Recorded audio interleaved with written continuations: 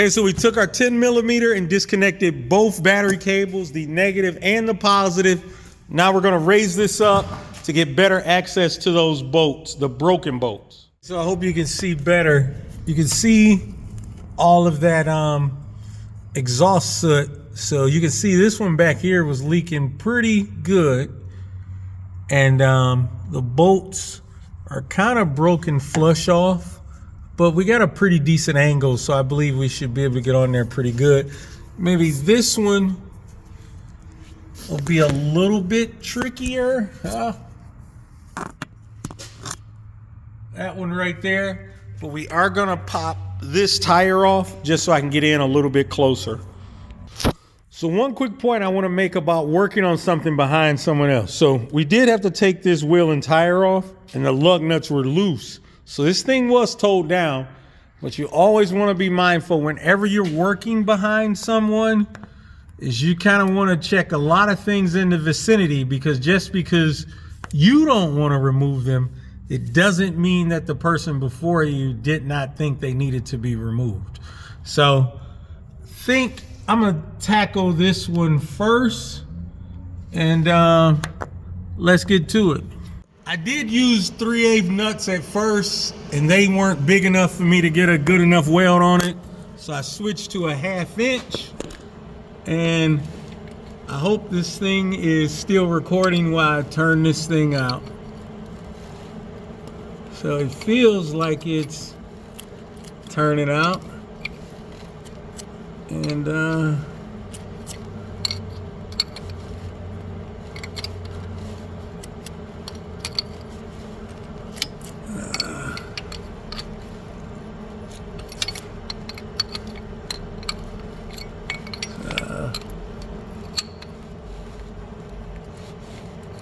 I believe it is.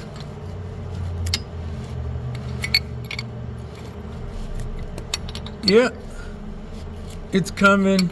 So we are gonna use 1/2 inch nuts. Normally, hold on. So normally these appear to be, well, I know they're 8x125 because that's, I stuck, oh, we flipped it around. I know they're 8x1.25 because that's what size bolt I stuck in this for our ground. So I'm gonna let that cool off, because you can see it's pretty much out, and then I can just turn it out with my hands, and we're gonna start welding the other two on. Okay, so we got, oh man, I need to get in here. So we got this one welded up. It is turning as well.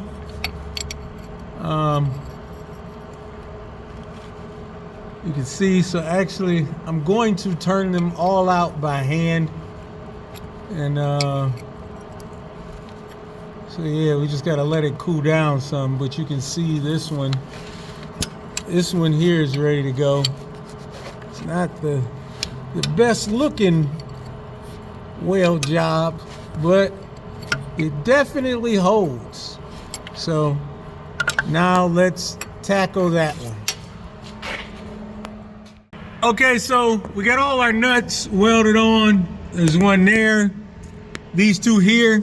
I would highly recommend that you pull these things out while they're still hot. It's just, I just keep getting interrupted, and I thought it would be cool to do once they're cold, just so you can see how easily they actually come out once you get a good connection on them. So let me, it's like that one needs this bottom one here needs a little more pressure than I can put on with my bare hand. But so yeah, so now all of these here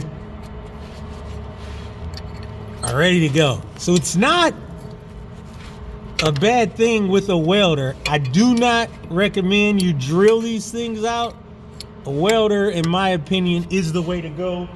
I did, before I really discovered welding these, I do have those plates you can buy. I forget who makes them, where they make a plate where it's like the same flange as the intake manifold, the same style, and all you do is you bolt that on and it keeps it centered and you drill it out. I did that a few times and it did work out some, but before I started welding them on, this is definitely a lot easier way. I do think I would have been able to use the 3/8 nuts if I had got a better spot on them. See, that one barely held. See, that's why welding is good, because they only break off due to just the expansion and contraction. They're not cross-threaded in there. So once you just get something on there heavy enough that heat breaks the rust, and then you have a really good handle to turn on, they are ready to go. So I'm gonna quickly clean this up right quick, and then we'll get our exhaust manifold on. Okay, so the customer got us a new manifold and bolts. These are the bolts, and this is the manifold. I probably should check these part numbers and make sure, but this looks like it. So I thought this would have studs. Excuse me. I thought it would have studs, but I guess it just takes these bolts. It's not really all that fun. And I guess there's no gasket, it just seats there, and this is the exhaust manifold gasket. It's a little beat up, but hold on, let me pull this thing out. It's a little beat up, so I'm gonna get a new one of these because I don't like how that is. So let me grab that. Okay, so I did my checks. These are the right exhaust manifold bolts, and I did get another gasket. Let me pop that open. Wait, I will show you the part number. That is it. And you can see how, like I say, this one got a little bit beat up in the box. I'm not just about to compromise the job for that. So that must be the right. So, let me see, are both of them? Wait, excuse me. So that was the left. So these two match. They normally, so this side goes toward the manifold. You see right there where it says two manifold.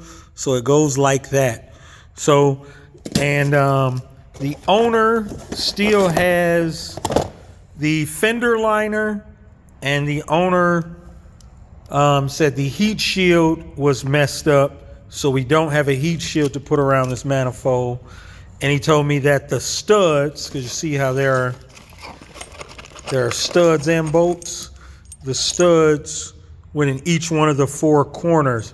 Now, when I looked on service information, it said the rear bolts that were broken off flush, those are supposed to be stainless steel, and I don't see any stainless steel ones in here. So like I say, this is what the owner supplied. These aren't, this is a Dorman part number, not like an OEM part number. So we will get this stuff on and get this thing wrapped up. Okay, so we got our exhaust manifold all on. Remember, I said that the customer said the heat shield was broken and we didn't remove it, so he doesn't have it. But one thing I don't like is, so there are threads in here, and it came with these bolts, so we can't just slide them down. So we had to screw them in. But you can see before, the bolt is already bottomed out before the flange even touches all the way. So we're gonna pull these bolts out and get some shorter bolts, and then we can use the supplied nuts and the threads, and you can see the threads right there. So you can see in there those threads, and yeah, so what we're gonna do is grab some shorter bolts, and then we can use the supplied flange nuts too. So let me go do that. Okay, so these are the bolts that came in the kit. They're like 70 millimeters, but this shank on here is so long that it bottoms out before the flange is all the way up to the exhaust manifold. So I'm gonna take some 50 millimeter ones, and you see how that shoulder is much shorter? We should be able to get these in here and maybe hopefully still get this jam nut on here, because it's not serrated, so it's not a lock washer and it's not a metal lock washer. It's just gonna kind of be used like a jam nut. And this is a 10.9 bolt, and what came are 8.8s. So let's do this. So that's our new bolt at the top. This is our old one at the bottom. You can see how that is pretty much there, but we're still flapping here. So I'm gonna pull this one out, put another new one in, and we'll see if when we tighten them up, do we have enough room for our jam nut to go on there. Okay, so the reason why this one isn't sitting flush because of the casting of this exhaust manifold. There's nothing I can do about that because that's the way the manifold is made that the customer bought. That one there is in there.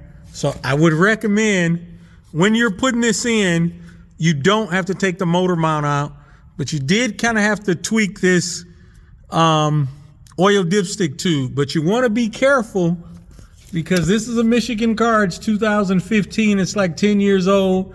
And this thing was probably pretty rusty in 2016. So you want to be mindful about that, because I wouldn't pull this thing out because you run the risk of breaking it. You do want to make sure this shaft, the bolt is on the outside. I would disconnect this tube right here. You just push in on those two red tabs and push it out. And when it's out, you pull it out. And when you go back in, you push it on and push that back in. And then of course the fender liner, which we didn't have to take off because the customer already started this thing. So also I would recommend that you would run it for 30 minutes and then come back and re-torque your bolts. So what we're gonna do is put our tire on, torque it down, and let it down and check for noises. So we'll give our customer back the bolts we didn't use, plus that damaged left side gasket and the new right side for when and if he has to do the right side. This thing up and listen out. Hold on, wait. So I hear an exhaust leak. So we got a problem. But it sounds like it's coming from the muffler. So let's raise this thing up.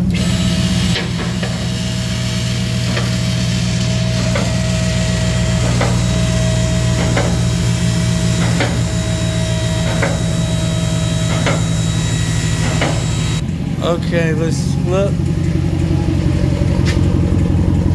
Yep. That's our muffler. You see that crack right there? But I hear something coming from up front.